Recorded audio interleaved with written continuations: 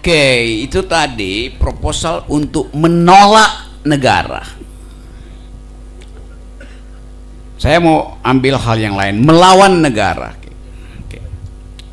Jadi menolak negara artinya mengabaikan seluruh fungsi negara yang ingin membujuk kita untuk tetap dalam keadaan miskin, bodoh. Kalau yang diterangkan tadi oleh Pak Diki itu kita lakukan, ekonomi bisa numbuh 5, 6, 7% di sini tuh. Lalu negara klaim Tulung Agung tumbuh 5, 6, 7%. Nggak ada hak negara buat klaim. Karena nggak ada APBD yang masuk di sini, nggak ada APBN masuk di sini kan? Karena nggak ada APBN masuk di koperasi. Jadi ekonomi itu bisa tumbuh tanpa ada intervensi negara sebetulnya. Kalau ada kemandirian, itu yang disebut koperasi.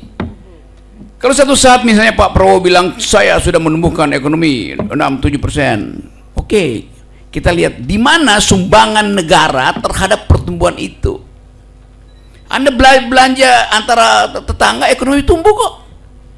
Jadi kita memang nggak perlu negara.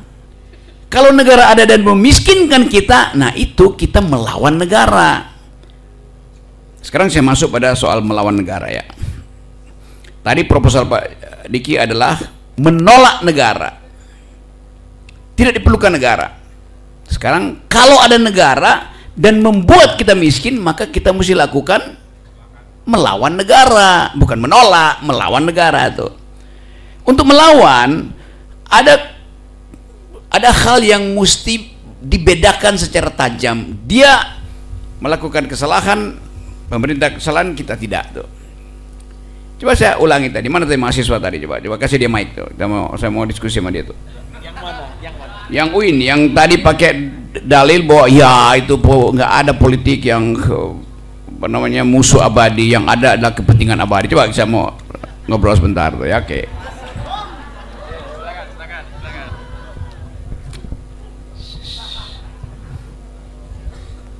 Dari mana Anda dapat mantra itu? Coba, diajarkan oleh siapa? Bahwa politik tidak ada musuh abadi, yang ada adalah kepentingan. Artinya anything goes, apapun boleh itu. Dari mana mantra itu?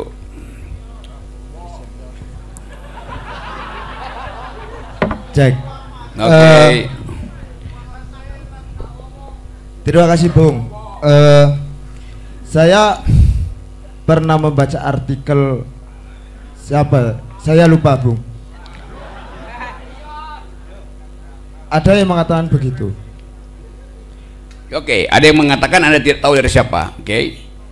Pertanyaan kedua, kenapa Anda pro pada mantra itu?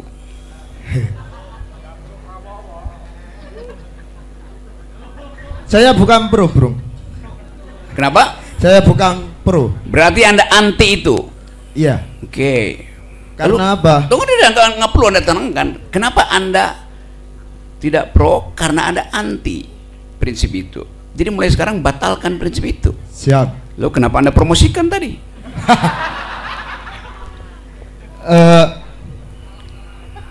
Siap, salah Bung. Karena gini Bung, kita lihat realita sekarang. Karena saya memakai prinsip itu, realita di pemerintahan kita itu memakai prinsip itu, Bu. Oke, jadi realita memakai prinsip itu, oleh karena itu Anda ikuti realita itu. Bukan mengikuti, Bu, tapi mengatakan cuma. Anda mengatakan karena Anda tidak menginginkan itu terjadi. Iya. Oke.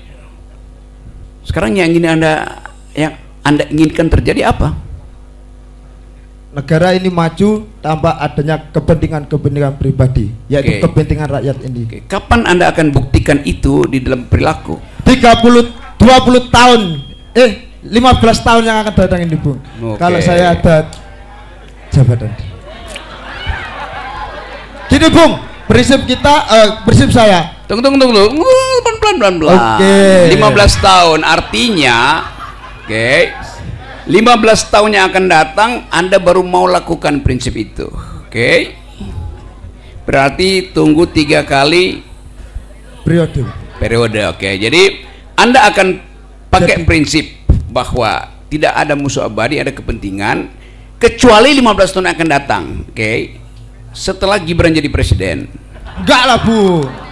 Loh, kan Anda bilang, lalu apa yang Anda analisis? Anda tidak ingin membatalkan 15 tahun itu kan? Kalau Anda ingin batalkan itu, Anda batalkan sekarang. Yes.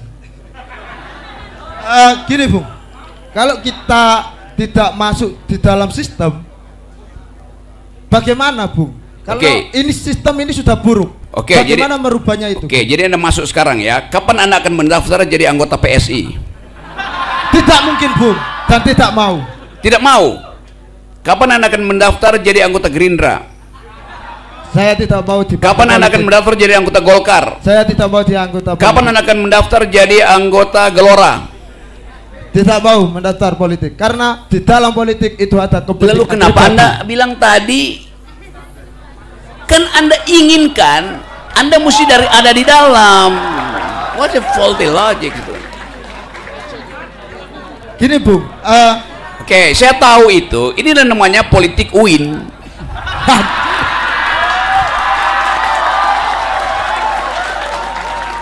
Bandingkan dengan perempuan tadi yang dari siapa? Yang secara tajam membuat perbedaan itu. Dia ambil risiko. Sebagai perempuan dia ambil risiko bahkan tuh. Oke, saya lanjut lagi ya. Oke, Bung. Oke. Gak terima saya dibandingkan. Ya benar. Dulu perempuan kalau dia bicara nggak ada yang mau denger. Perempuan dulu adalah the unspeakable, nggak mampu bicara karena dianggap perempuan nggak penting. Sekarang dia unstoppable. Anda yang unspeakable. Kan coba saya promosikan pikiran dia. Oke, Bu, siap. Akhirnya Anda punya paradigma sendiri bahwa hanya dengan masuk ke dalam barang yang busuk Anda bisa menumbuhkan harapan. Bandingkan dengan proposisi. Biarkan barang itu busuk, kamu tunggu di luar. Yang mana yang Anda pilih? Ini soal cara Anda berpikir tuh. Dan lama-lama saya kenal bahwa UIN itu cara berpikirnya sama semua rupanya.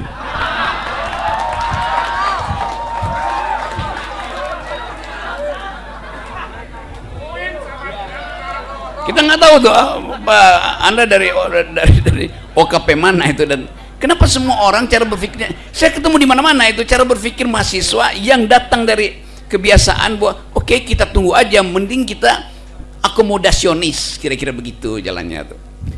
Jadi itu bukan sikap ilmu pengetahuan, bukan sikap akademis. Anda mahasiswa ada tesis, Anda bikin antitesis, bukan Anda menyelundup bersama tesis yang pasti akan membusuk. Lain kalau Anda politisi, Anda pakai prinsip itu, anything goes itu. Jadi bayangkan di dalam upaya kita untuk menghasilkan perubahan itu, kegugupan untuk mengatakan tidak bahkan ada pada mahasiswa. Maka saya bisa bayangkan kalau Anda nulis skripsi Anda itu tidak ada tesisnya. Ada, Bu. Saya belum skripsi ya. Iya. Jadi ini bukan soal saya dengan Anda, tetapi cara berpikir itu. Ragu-ragu membuat tesis, nggak mungkin Anda lulus S2, nggak mungkin Anda disertasi kalau Anda ragu-ragu membuat tesis. Kalau Anda lulus itu berarti Anda pakai prinsip bahwa dosen itu menginginkan pikiran saya seperti dia, bukan pikiran Anda yang Anda tandingkan dengan dosen pembimbingmu. Sama, cara berpikir akomodasionis itu juga akan terjadi kalau Anda pacaran misalnya, juga begitu jadinya. Nggak ada sikap di situ tuh. Jadi jangan pernah mau jadi pacar dia ya. Saya gitu, Bung. Nggak, ini saya terangkan ini karena saya anggap ini forum akademis, hal biasa saya ucapkan di depan mas segala macam itu. Jadi saya kasih kritik itu untuk menunjukkan bahwa di dalam logika kita tahu kemana arah pikiran kita, tapi kita kunci untuk tidak bergerak karena kita takut pada konsekuensi. Konyolnya begitu. Tentu ini adalah bagian dari ekosistem pendidikan kita tuh. Ekosistem UIN misalnya yang tiba-tiba jadi siksak jauh banget tuh, dari kiri ke kanan, kanan ke kiri, ngikuti misalnya tuh kemarin saya baca di koran kata ketua NU, kami akan bersama-sama dengan Prabowo. Kita mau tanya, apakah itu sikap NU atau sikap seorang ketua NU yang punya semacam afiliasi kultural atau afiliasi non kultural dengan keadaan? Boleh aja NU bilang begitu, boleh aja Menteri Agama bilang begitu, tetapi saya mau tuntut Anda sebagai makhluk akademis yang harus tajam dalam membuat hipotesis, tajam dalam mengajukan tesis, tajam dalam membentuk dalil, tajam dalam reasoning, kan itu dasarnya. Ya sekali lagi teman-teman, ada aura baru di negeri ini untuk mengatakan tidak tapi dengan cara yang tidak. Itu sama seperti Anda tanya pada Gibran, semua pertanyaan pada Gibran akan dia bilang ya itu kan keinginan masyarakat, hanya pada masyarakat, padahal pertanyaannya pada dia.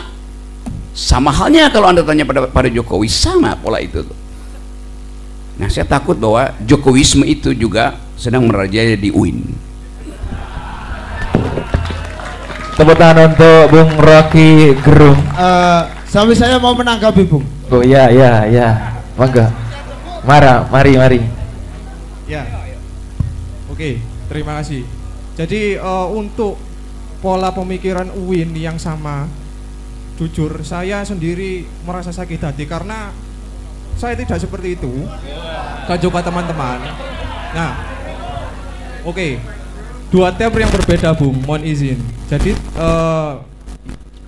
teman yang di samping saya tadi terkait pernyataan yang tentang politik itu kepentingan, politik itu tidak lawan, tidak ada kawan. Kemudian dari hal yang saya sampaikan terkait politik, saya tidak pesimis dengan politik yang terjadi. Karena tidak pesimis, kemudian saya menawarkan gagasan baru yang masih berada di wilayah kajian, wilayah perumusan, yaitu politik mubadalah. Di mana memang kesalingan ini menurut kami, saya dan teman-teman, ini mampu untuk mengkatrol kembali kepentingan bersama, saling berusaha dan berupaya untuk mencapai yang namanya masa depan yang lebih cerah. Jadi seperti itu, Bung. Jadi mohon maaf, saya sangat tidak sepakat dengan adanya pernyataan Anda bahwasanya mahasiswa UIN itu pola pikirnya gitu-gitu saja. Terima kasih. Saya tidak mengatakan itu, saya menuduh. Itu poinnya di situ kan? Iya. Dan kenapa saya menuduh? Karena saya punya algoritma di situ. Maka konsekuensi dari algoritma itu saya tuduh aja buat dalil-dalil UIN itu akhirnya pragmatis kan, dasarnya itu tuh. Boleh dibantah, ya Anda mesti ajukan bukan data baru tapi konsekuensi baru dari kepentingan UIN di dalam politik hari ini. Di dalam politik hari ini mungkin kemarin juga beda atau segala macam tuh. Kalau saya bikin semacam perumpamaan atau bukan perumpamaan, semacam reasoning aja tuh, bahwa ada akidah itu tumbuh dalam ibadah. Ibadah itu harus menghasilkan konsekuensi. Akidah bilang keadilan, kebenaran. Ibadah, terapkan itu dan konsekuensinya Anda bayar zakat apa enggak. Itu satu pikiran kan? Dapat poin itu sebagai orang yang belajar teologi dan filosofi. Iya, mohon izin menanggapi. Bahwasanya terkait ibadah itu ada muamalah dan memang ada dua sisi ibadah, muamalah dan ada yang ibadah mahdoh dan ghairu mahdoh. Ghairu mahdoh untuk menyebut muamalah. Iya. Ya. Memang untuk ibadah ini Tuhan, agama mengatur bagaimana tata cara, step by step dan sebagainya. Tapi untuk rumah itu inti nurani dan intisari jiwa manusia yang jernih, begitu Bung. Ya itu kita tahu kemakrifatan di dalam prinsip itu tuh. Tetapi konsekuensinya mesti ada dalam perilaku kan, itu dasarnya kan. Karena Anda tahu perintah-perintah yang diucapkan di dalam kitab, bahkan dalam semua kitab suci. Tetapi orang mau lihat hasil sosial dari ibadahmu apa. Itu kan dasarnya. Kenapa? Kecuali Anda masuk di dalam, ya saya apa namanya menjadi sufi, bahkan sufi itu punya ukuran-ukuran sosial tuh. Selama soal muamalah itu masih bisa didebatkan karena dia adalah prinsip yang dihidupkan oleh problem sosial. Kan dia bukan keyakinan diri yang kita sebut muamalah. Karena ada problem sosial, kita berupaya untuk kasih interpretasi. Tetapi implikasinya mesti kita pertanggungjawabkan. Kan itu dasarnya tuh. Karena itu tadi saya cuma mau mengganggu sedikit prinsip bahwa Anda sebutkan tadi, ya itu mungkin nanti 15 tahun ke depan. Lalu kita tanya bahwa berarti poin Anda itu selama 15 tahun ke depan itu Anda tidak punya prinsip. Kan begitu dasarnya kan. Itu aja. Jadi sekali lagi ini forum di mana kita juga coba bersihkan cara kita bernalar itu kan. Politics adalah hal tentang kemungkinan. Politics is the art of the possible. Di situ terjadi tukar tambah. Kan itu yang diajarkan pada saudara. Politics is the art of the possible. Seni tentang kemungkinan. Segala hal bisa dilakukan di situ tuh. Termasuk bersekutu dengan kemaksiatan. Yes. Coba kita ubah misalnya. Politics is not the art of the possible. Politics is the art of attacking the impossible. Lebih kuat mana dalilnya di situ? Nah, itu soalnya. Assalamualaikum warahmatullahi wabarakatuh.